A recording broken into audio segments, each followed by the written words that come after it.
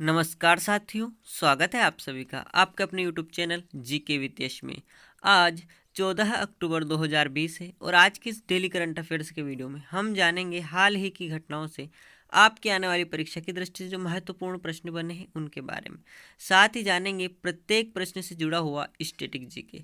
यदि आपको daily current affairs का PDF चाहिए तो आप ज्वाइन कीजिए हमारा टेलीग्राम चैनल जीके विद यश, जिसकी लिंक मैं आपको डिस्क्रिप्शन में दे दूंगा। तो चलिए शुरू करते हैं। फर्स्ट क्वेश्चन है, हाल ही में किस अंतर्राष्ट्रीय वित्त एजेंसी ने राजस्थान में जल आपूर्ति के लिए $300 मिलियन का ऋण स्वीकृत किया? इसका राइट आंसर होगा दोस्तों ADB, एशियन डेवलपमेंट बैंक, यानी एशियाई विकास बैंक ने राजस्थान में जो जलापूर्ति की सुविधाएं हैं उनमें सुधार करने के लिए $300 मिलियन का ऋण स्वीकृत किया है। बात कर लेते हैं एशियन डेवलपमेंट बैंक या ADB की। इसकी स्थापना 1966 में हुई थी। कब हुई थी? 1966 में। और इसका मुख्यालय है मांडल्युंग, फिलीपींस में। कहाँ पर है? मांडल्युंग, फिलीपींस में। इसके अध्यक्ष है दोस्तों मात्सुगु असाकावा। कौन है? मात्सुगु असाकावा, जो कि जापान से हैं। ADB के सदस्य देश है 68। कितने सदस्य देश है? मेंबर कंट्रीज है 68।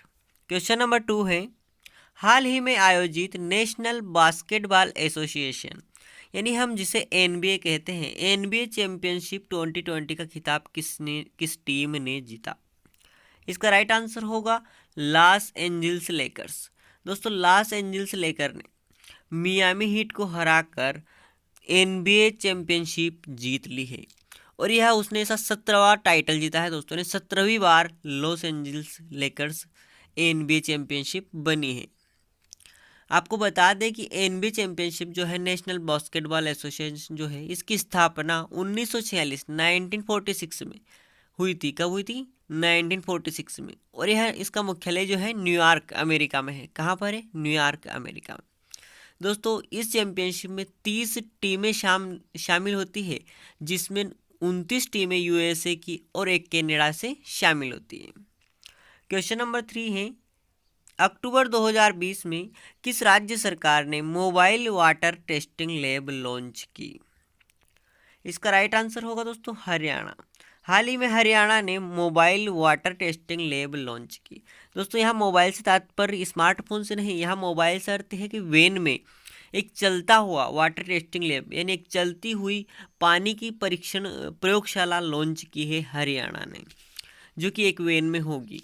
और यह जल जीवन मिशन के तहत लॉन्च की गई है। किस मिशन के तहत? जल जीवन मिशन के तहत। बात करते हैं हरियाणा की। दोस्तों, हरियाणा में लोकसभा सीटें हैं 10। कितनी है? 10 लोकसभा सीटें। वहीं राज्यसभा सीटें हैं 5 और विधानसभा सीटें हैं 90। कितनी? विधानसभा सीटें हैं 90। क्वेश्चन नंबर 4 है, प्रत्येक वर्ष अंतर्राष्ट्रीय आपदा न्यूनीकरण दिवस कब मनाया जाता है?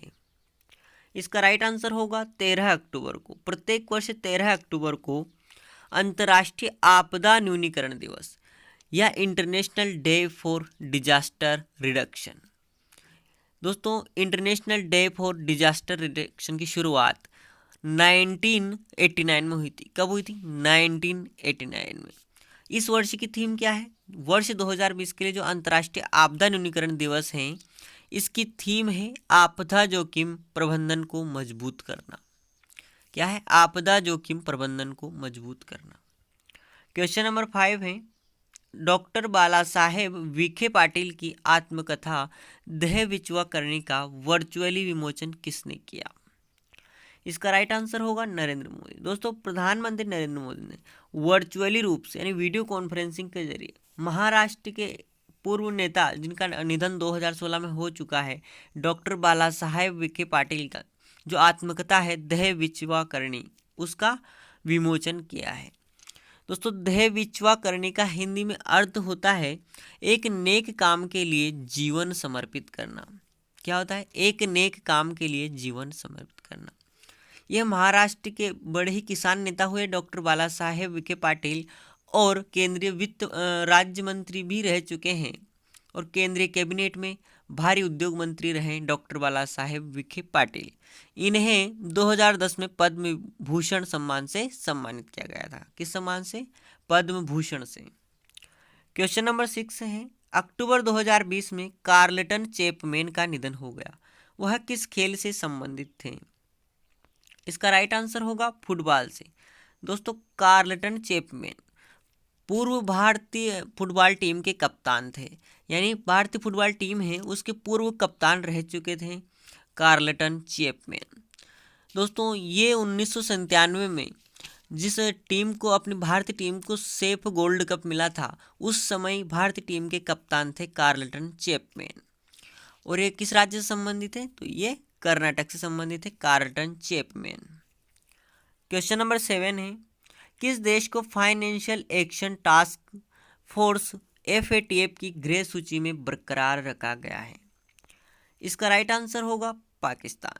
दोस्तों, हमारे पड़ोसी देश पाकिस्तान को फाइनेंशियल एक्शन टास्क फोर्स यानी FATF के जो एशिया पैसिफिक ग्रुप हैं उसने ग्रे सूची यानी ग्रे लिस्ट में इसको बरकरार रखा है।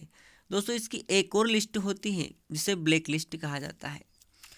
हालांकि पाकिस्तान को ग्रे लिस्ट में रखा गया है, इसका प्रभाव यह है कि दोस्तों पाकिस्तान को विदेशी वित्त एजेंसियां, अंतर्राष्ट्रीय वित्त एजेंसियों से ऋण मिलने में मुश्किलें होगी। बात कर लेते हैं FATF क्या करता है, कब स्थापना हुई। FATF यानी फाइनेंशियल एक्शन टास्क फोर्स, स्थापना 1989 में। कब हुई स्थापना? 1989 में। मुख्यालय पेरिस, फ्रांस में है। मेंबर कंट्रीज है यानी सदस्य देश कितने हैं? 39 यानी 39 मेंबर कंट्रीज 39। दोस्तों, ये FATF का काम है मनी लॉन्ड्रिंग पर नज़र रखना और आतंकियों को जो वित्त पोषण मिलता है उस पर नज़र रखना। क्वेश्चन नंबर 8 है, 12 अक्टूबर को राष्ट्रीय कामधेनु आयोग ने गाय के गोबर के उपयोग को बढ़ावा देने के लिए कौन सा अभियान शुरू किया? इसका राइट आंसर होगा कामधेनु दीपावली अभियान। दोस्तों, राष्ट्रीय कामधेनु आयोग यानी RKA ने 12 अक्टूबर को कामधेनु दीपावली अभियान शुरू किया है। इस अभियान के तहत 33 करोड़ गाय के गोबर के दिए बनाए जाएंगे। कितने? 33 करोड़ दीपावली के अवसर पर, और इसको नाम दिया गया है कामधेनु दीपावली अभियान। बात कर लेते हैं राष्ट्रीय कामधेनु आयोग की। दोस्तों, इसकी स्थापना 2019 में हुई थी। कब हुई थी? 2019 में, राष्ट्रीय गोकुल मिशन के तहत। इसके वर्तमान अध्यक्ष हैं वल्लभ भाई कथीरिया। कौन है राष्ट्रीय कामधेनु आयोग के अध्यक्ष? वल्लभ भाई कथीरिया। क्वेश्चन नंबर 9 है, हाल ही में ऑक्सफैम द्वारा जारी असमानता घटाने की प्रतिबद्धता सूचकांक CRI में भारत की रैंक क्या है? इसका राइट आंसर होगा 129 यानी 129वीं रैंक है दोस्तों भारत की। ऑक्सफैम द्वारा जो जारी किया गया है सूचकांक असमानता घटाने की प्रतिबद्धता सूचकांक यानी कमिटमेंट टू रिड्यूसिंग इनइक्वालिटी। क्या है? Commitment to reducing inequality, CRI index में। दोस्तों, इस जो इंडेक्स है इसमें 158 देशों ने रिपोर्ट जारी की गई है, 158 देशों की। इसमें नॉर्वे प्रथम स्थान पर रहा। कौन सा देश टॉप पर रहा? नॉर्वे।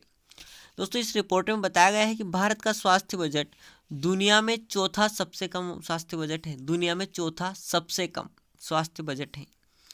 और यह इंडेक्स किस बारे में बात करता है? असमानता यानी इनइक्वालिटी, यानी पुअर एंड रिच के बीच, यानी गरीब एंड अमीरों के बीच जो असमानता है उस बारे में बात करता है CRI इंडेक्स।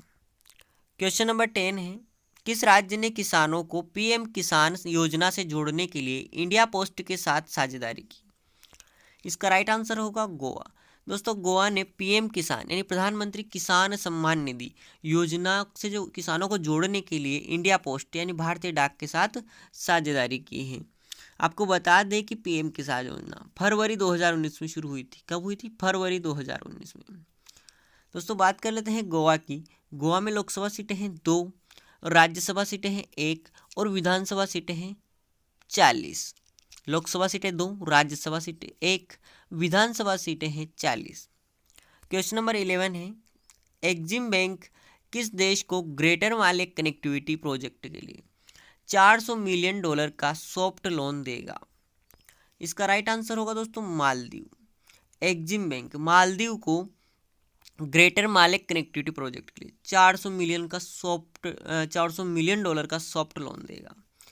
दोस्तों सॉफ्ट लोन क्या होता है? सॉफ्ट लोन ऐसा लोन होता है जिसकी शर्तें बहुत ही लचीली होती है, ना कठोर नहीं होती है, बहुत ही लचीली होती है, ब्याज दर बहुत ही नाम मात्र की होती है, उन्हें कहा जाता है सॉफ्ट लोन।